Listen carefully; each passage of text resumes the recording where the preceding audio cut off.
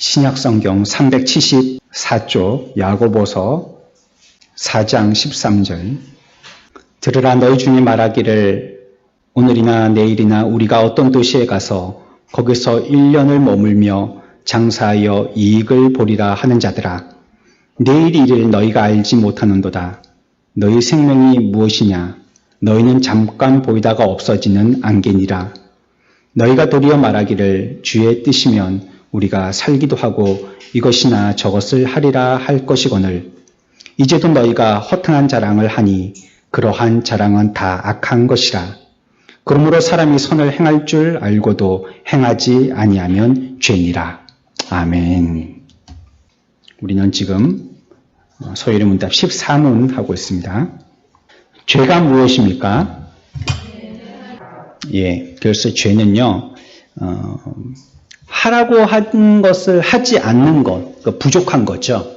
하라고 했는데 안 했으니까 부족한 거잖아요. 그것과 또 하지 말라고 했는데 하는 것, 이거는 더 이상해버린 것입니다. 하라고 한 것을 안 한 것, 하지 말라고 한 것을 한 것, 이것이 다 죄다. 우리가 앞 시간에 그렇게 배웠습니다. 하나님께서는 그와 같이 하나님의 뜻을 우리들에게 보여주시고 인생으로 말미암아 그 뜻에 순종하면서 살기를 원하셨습니다. 그러면서 우리들에게 만물을 다스리게도 하신 것입니다. 하나님과 우리와 지속적인 삶이 이루어지기 위하여서는 끊임없이 하나님의 말씀에 순종을 해야 하는 것입니다.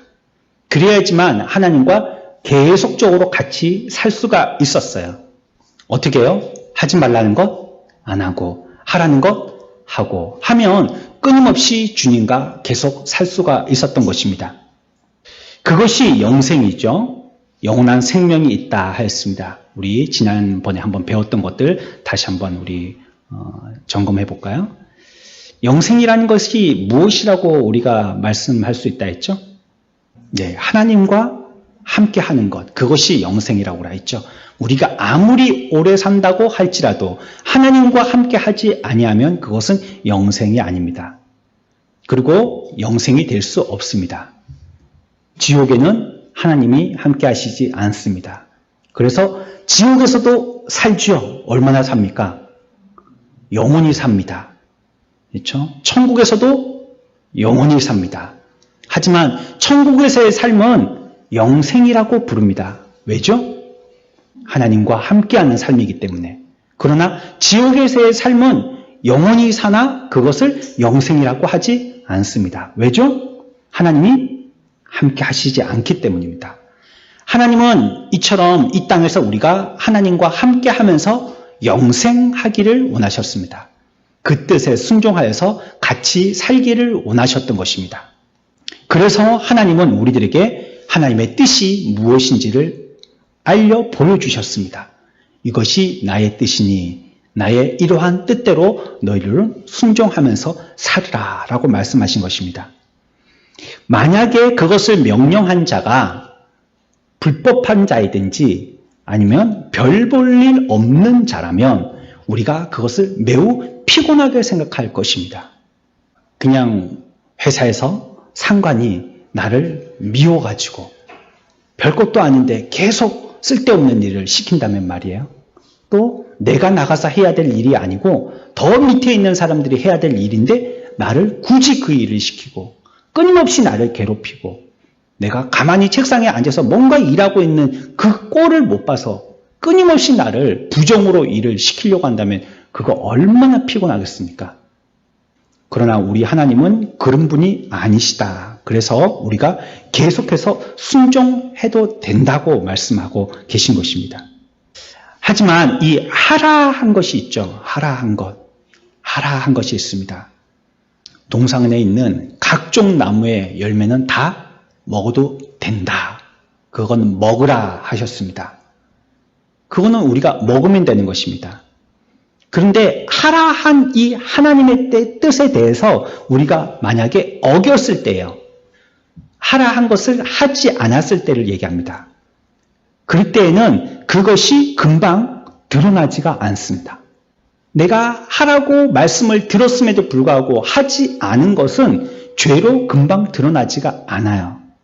순종은 장시간이 필요한 겁니다. 오랜 시간이 들어야지 그 사람이 정말로 순종하는 사람인지 알 수가 있는 것입니다. 지난주에 우리가 여기까지 생각해 보았습니다. 오늘은 그 예 한 가지를 설명하고 있는 것입니다. 그 예로 야고보서 4장 13절의 한 스토리를 우리들에게 말씀하고 있습니다.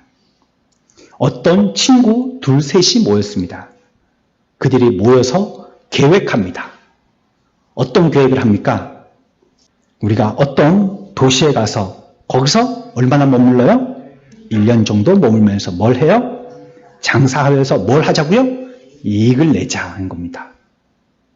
우리 창원에 내려가서 우리 3명, 4명이 동업해서 요즘에 잘하는 식당이 뭐가 있죠? 잘 되는 식당이? 뭘 하면 요즘에 잘 될까요? 뭘 해도 다 안 됩니다. 요즘은.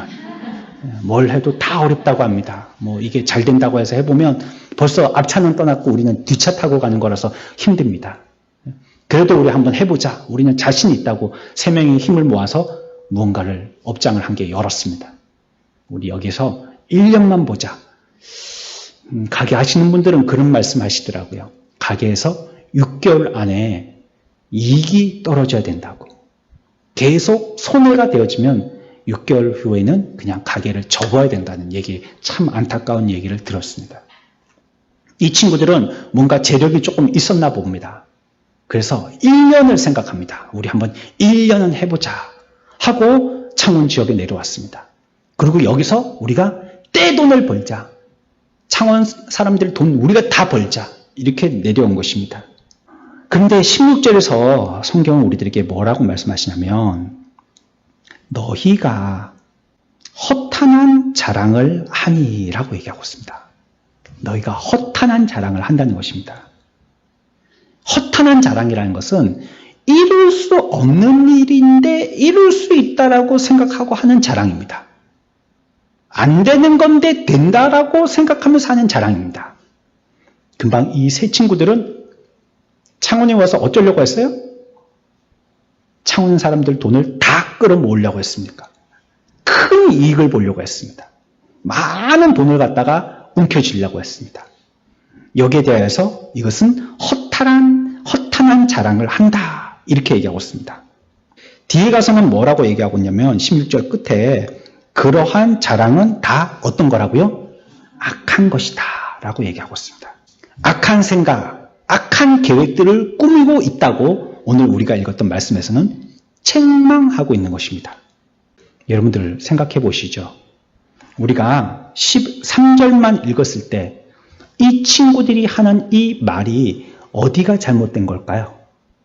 우리가 14, 15, 16, 17절을 읽지 아니했을 때 13절만 읽었을 때요. 뭐가 잘못됐다는 말이에요? 저는 뭐가 잘못된지 모르겠습니다. 13절만 봐가지고 이 친구들은 동업했다. 그 말이죠. 그리고 1년을 있기로 약속했다. 그 말이죠.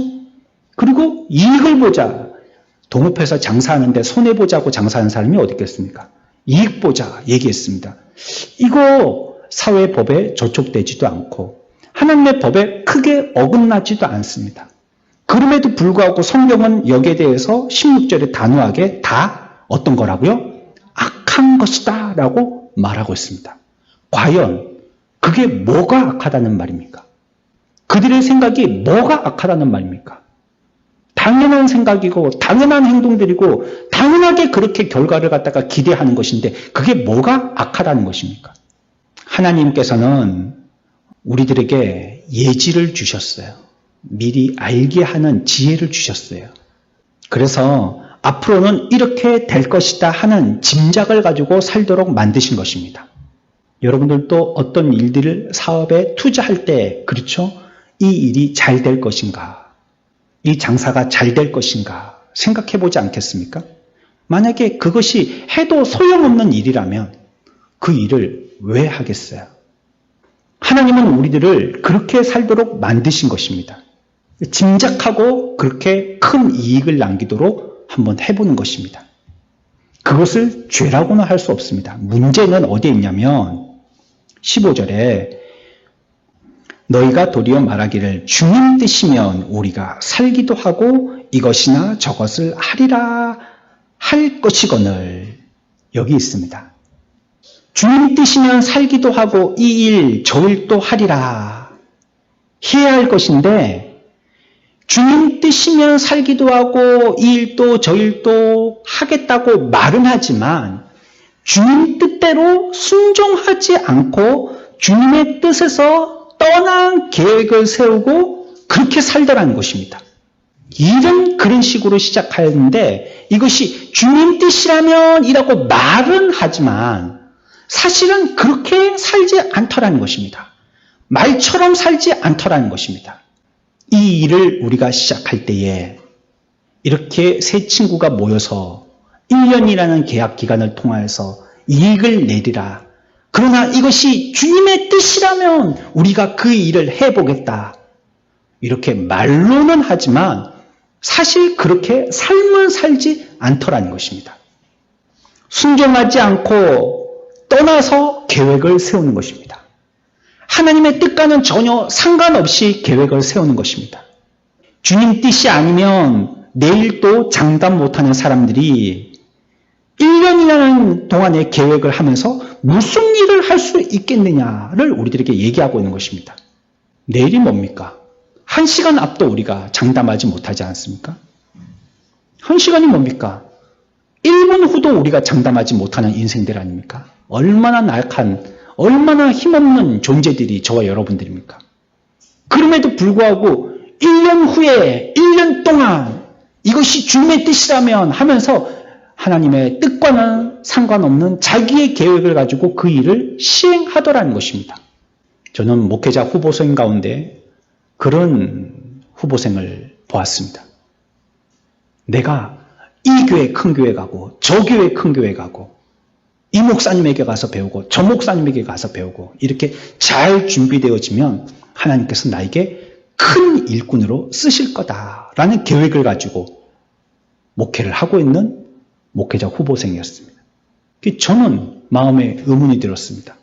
자기는 그렇게 이렇게도 1년을 배우고 저렇게도 1년을 배우면서 이 목사님에게도 배우고 저 목사님에게도 배우고 이 프로그램도 배우고 저 프로그램도 배우는데 과연 하나님은 그 사람을 쓰시려고 하실까? 자기는 그렇게 치밀한 계획 가운데 1년 단위로 이렇게 계획을 세우고 저렇게 계획을 세우는데 하나님은 과연 그 계획에 동의하실까?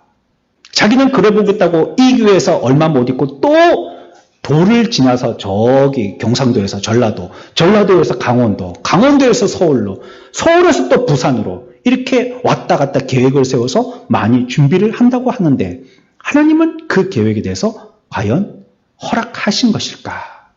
오늘 그 부분에 대해서 지적하고 있는 것입니다.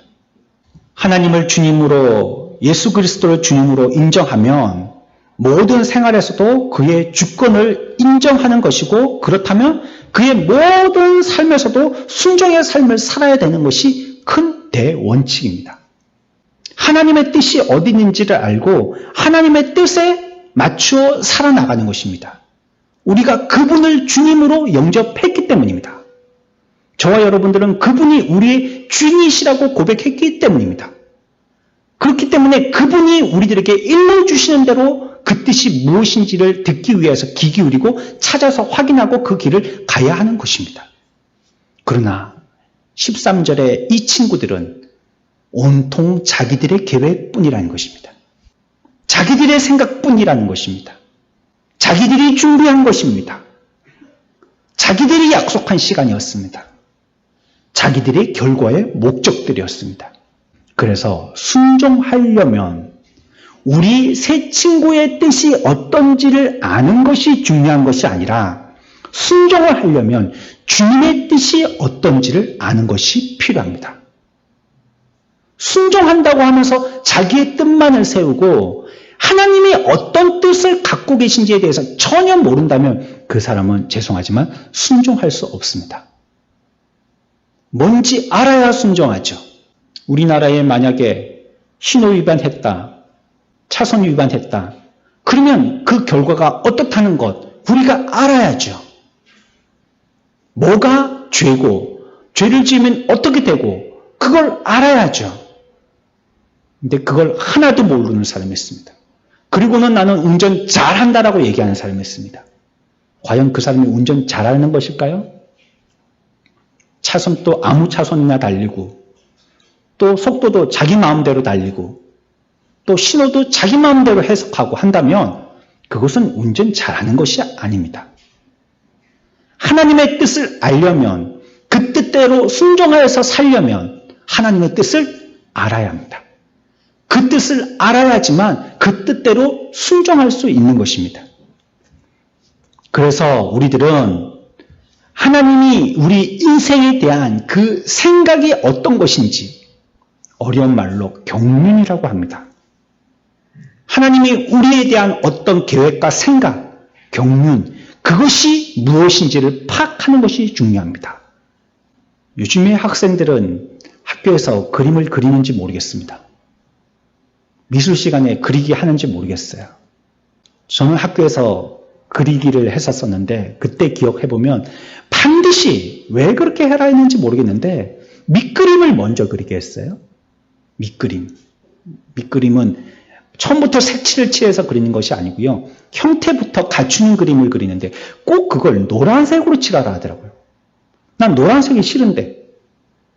저는 흰색이, 크레용 보면 흰색이 있지 않습니까? 크레파스에. 난 그걸 쓰고 싶은데 그래서 나중에 보면요. 흰색은 거의 쓰지 않습니다. 흰색은 그대로 온 모양 그대로 남아있고 나중에 다른 나머지 색깔들은 다 반토막이나 반의 반토막 이렇게 뿐이 안 남아있죠. 꼭 노란색으로 쓰라 하더라고요. 근데 먼저 이렇게 그리게 합니다. 밑그림을. 산을 그리든지 강을 그리든지 해를 그리든지 뭐 집을 그리든지 아니면 뭐 벌레 잡고 있는 걸 그리든지 물고기 잡고 그리는 걸 그리든지 뭐 수영하고 있는 걸 그리든지 이런 걸 그리게 합니다. 그리고 나서 그 위에다가 덧칠로 색깔을 칠합니다. 사람 머리는 무슨 색깔로 칠합니까? 머리는 그런 생각을 버리십시오. 요즘에 이제 검은색 잘 안 칠합니다. 노란색도 칠하고 파란색도 칠하고 주황색도 칠하고 막 분홍색도 칠합니다. 요즘에 하도 사람들이 머리에 염색을 많이 하니까. 그리고 얼굴 색깔은 하얗게. 그 다음에 산은 초록색으로, 바다는 파란색으로 이렇게 칠합니다. 우리가 하나님께 대해서 순종하려면 이와 같이 하나님이 우리에 대한 계획이 어떤지에 대한 밑그림을 그릴 줄 알아야 된다는 것입니다.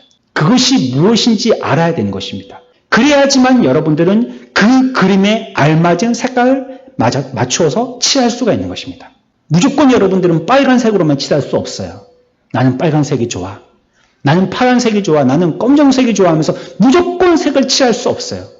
과연 어떤 그림인지, 이게 산을 그린 것인지 땅을 그린 것인지 하늘을 그린 것인지 그 밑그림을 알 때 거기에 걸맞는 색깔을 칠할 수가 있는 것입니다. 그래서 순종하려면, 순종하는 자가 되려면, 순종의 백성이 되려면 하나님의 경륜, 하나님의 뜻을 잘 알아야 합니다. 아는 자가 순종할 수 있습니다.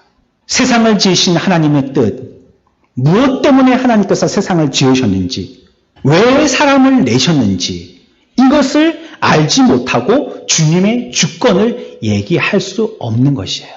그래서 공자가 뭐라고 말씀하셨다.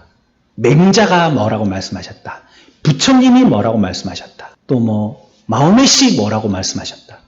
여러 성인들의 얘기들을 할 수 있지만 우리가 하나님이 그들에 대한 이 인생에 대한 뜻들을 바르게 얘기해 주지 못한다면 그것은 하나님의 뜻에 순종하는 가르침이 될 수 없는 것입니다. 우리의 머리로는 그 말이 맞고 그 철학에 고개가 끄덕여집니다.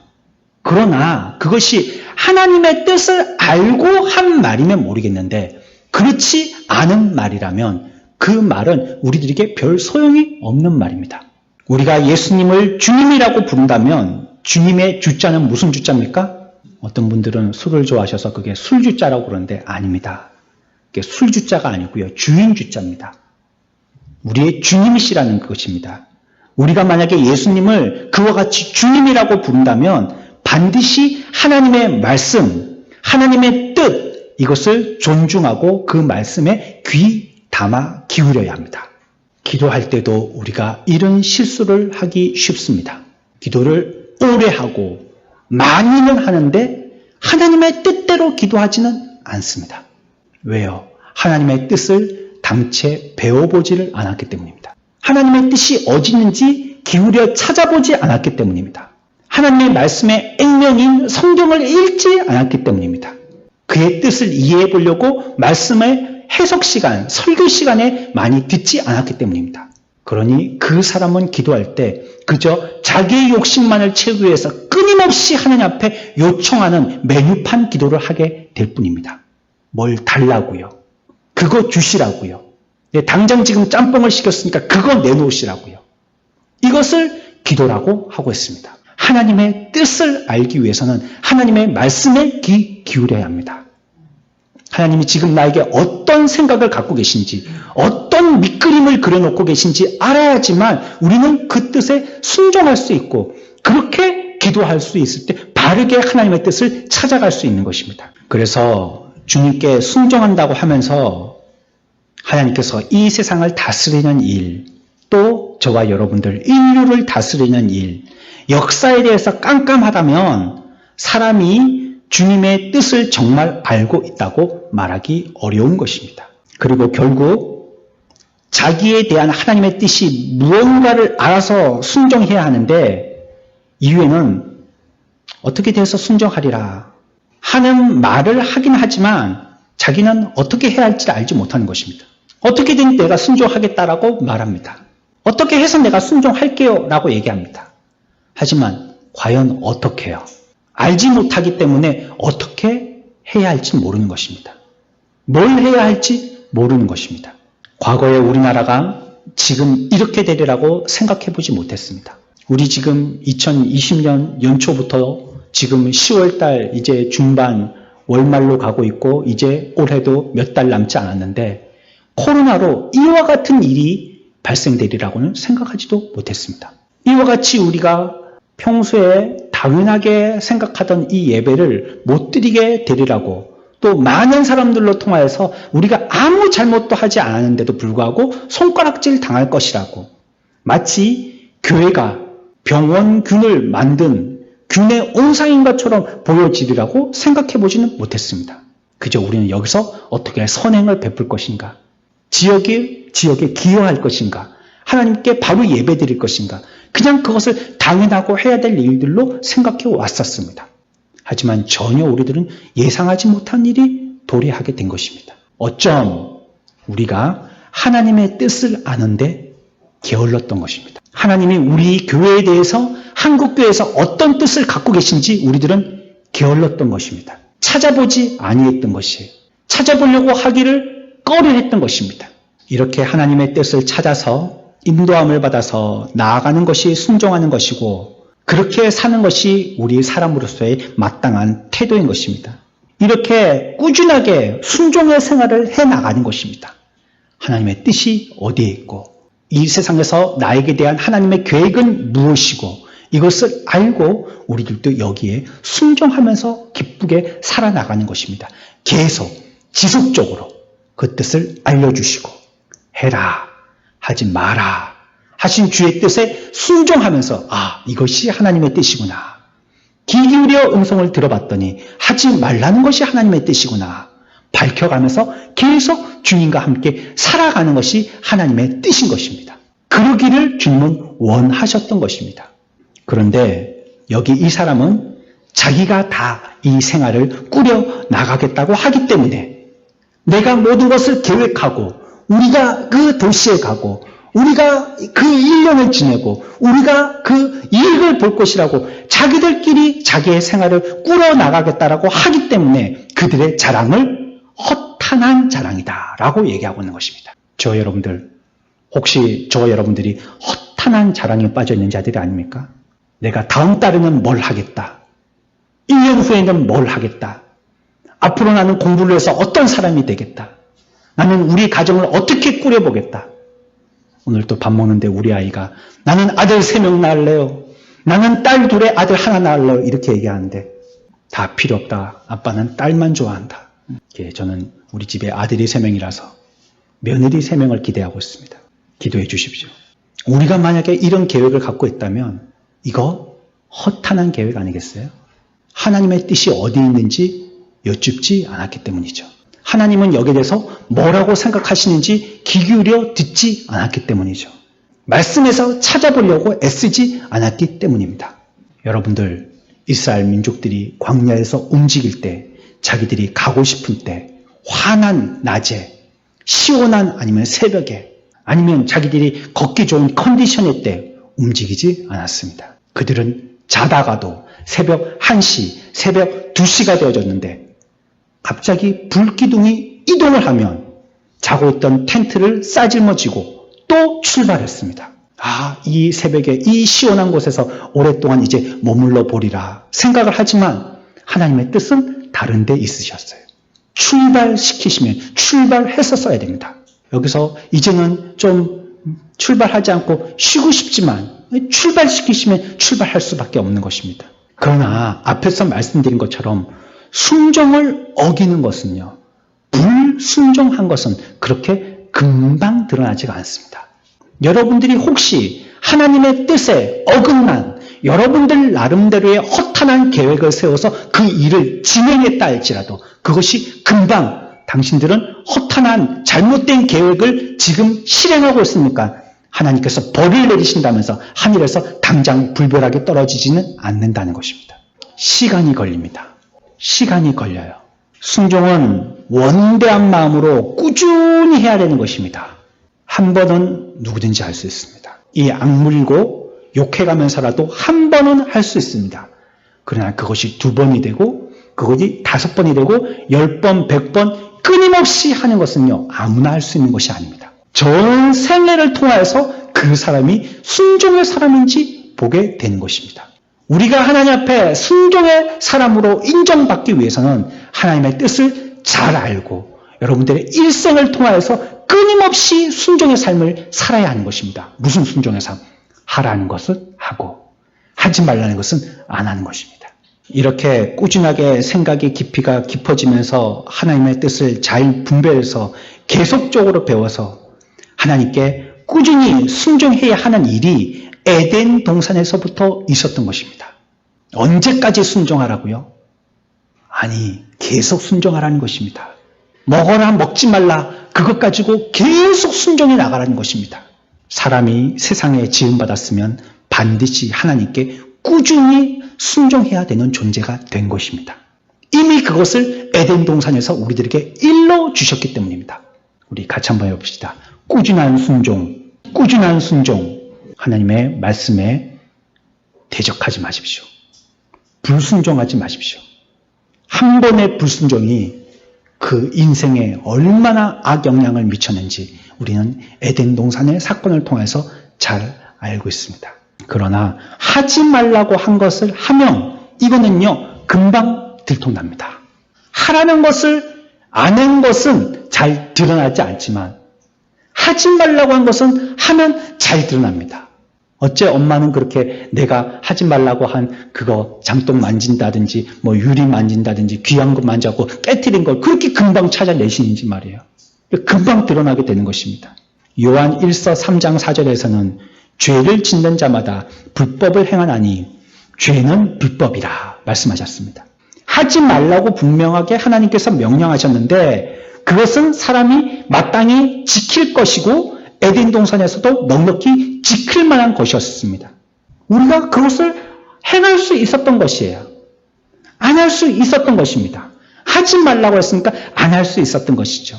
그거는 그렇게 큰 짐을 우리에게 지우신 것이 아닙니다. 뭘 하지 말라고 그랬죠?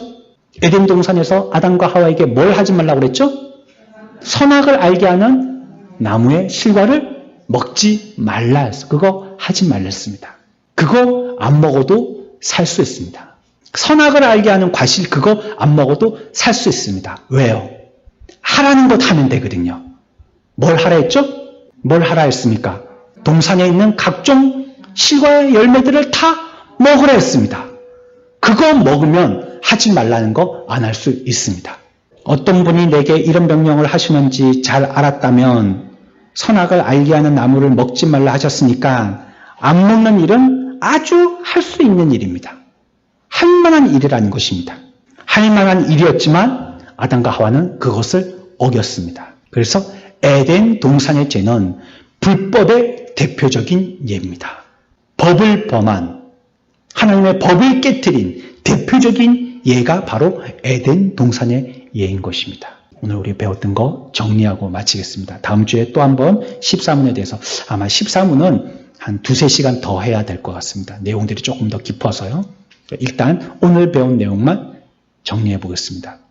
이들이 하나님 앞에 명령받았습니다. 주님과 영원히 함께 살기를 원하셨습니다. 주님은 그래서 우리들에게 명령하셨어요. 어떤 명령이요?